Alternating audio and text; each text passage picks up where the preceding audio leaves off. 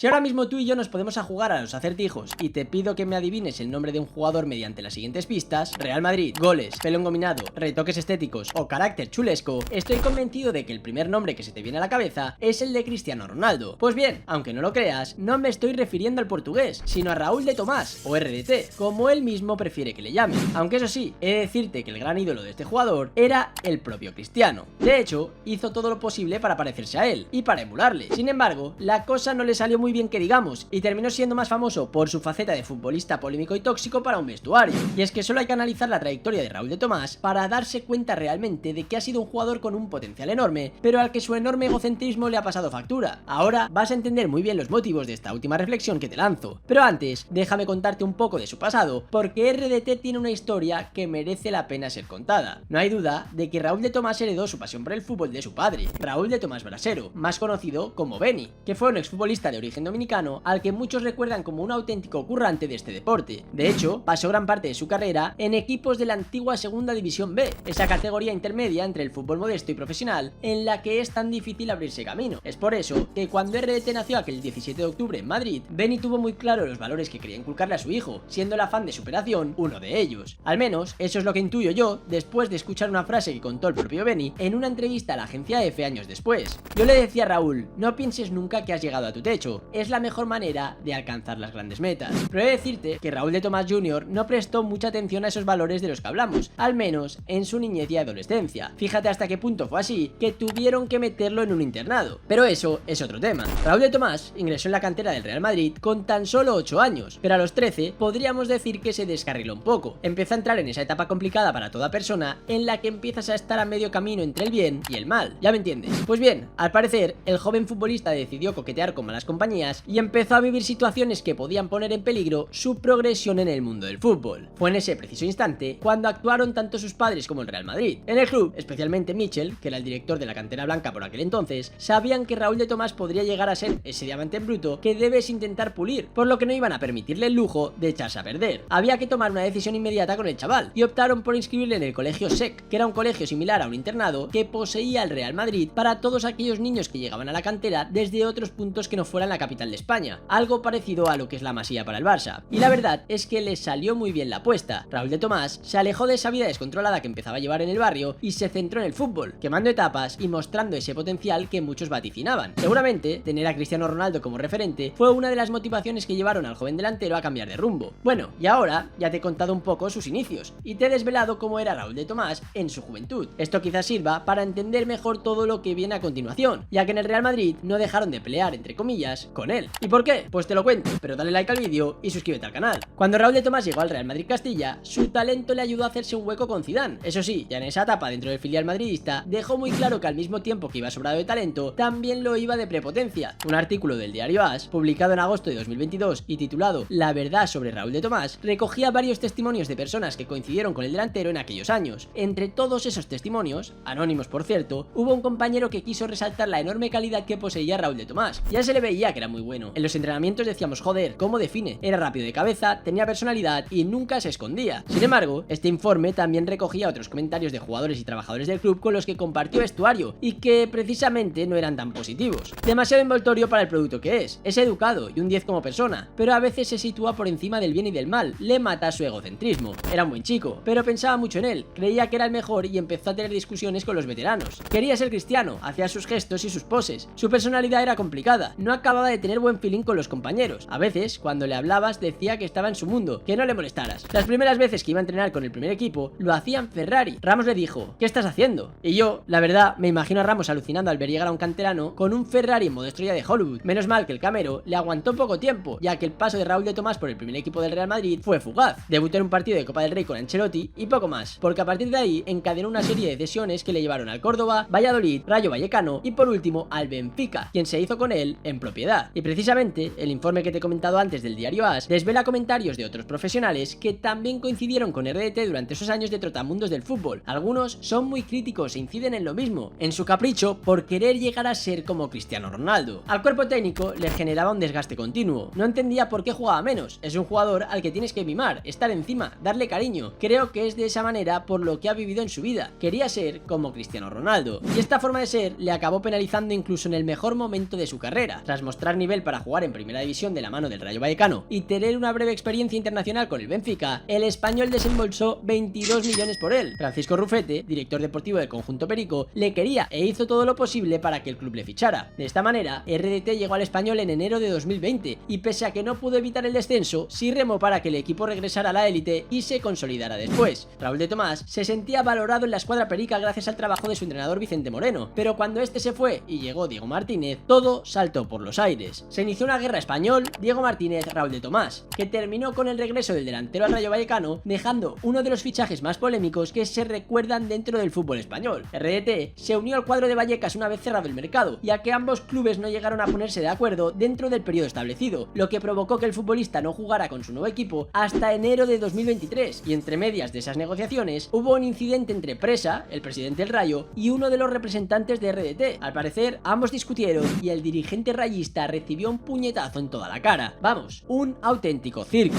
Cuando su salida finalmente se hizo oficial, RDT avivó el fuego publicando un comunicado en el que culpaba a directivos del español de haberlo arrinconado, infravalorado y expulsado del equipo. En paralelo a ello, empezaron a publicarse noticias de que en aquellas casi 3 temporadas que RDT vistió la camiseta del español, marcó más de 40 goles y fue convocado con la selección. También tuvo grandes problemas con el vestuario. De hecho, hubo medios que concretaron hasta el punto de afirmar que su relación con los capitanes era tremendamente mala, y fue Vicente Moreno el único que se centró exclusivamente en él y supo cómo guiarlo. Pero la cosa de RDT no acaba aquí. Después de esta etapa tan buena en el español, se rumoreaba que Real Madrid o que Sevilla también estuvieron interesados en él, pero al parecer recibieron informes que desaconsejaban su fichaje por la dificultad que entrañaba manejar a RDT dentro de un vestuario. En fin, es triste que un jugador de ese talento caiga preso de una actitud muy poco compatible con un deporte como el fútbol, en el que los grandes logros dependen del buen funcionamiento colectivo. RDT quiso ser cristiano, pero parece que solo copió el lado malo del portugués y acabó convirtiéndose en un niño caprichoso. De eso también culparon a Joao Félix. ¿Quieres saber por qué? Pues mira el vídeo que te dejo en las tarjetas. Y ahora, me gustaría saber tu opinión sobre RDT. ¿Crees que con otra actitud habría llegado mucho más lejos? Te leo en comentarios. Y si te ha gustado el vídeo, no olvides suscribirte y darle like. Y si te interesa seguir la actualidad del Barça, te invito a seguir también el canal de Spider Culé. Gracias por verme, recuerda que esto no es nada sin ustedes y nos vemos en próximos vídeos aquí, en Historias de Venom.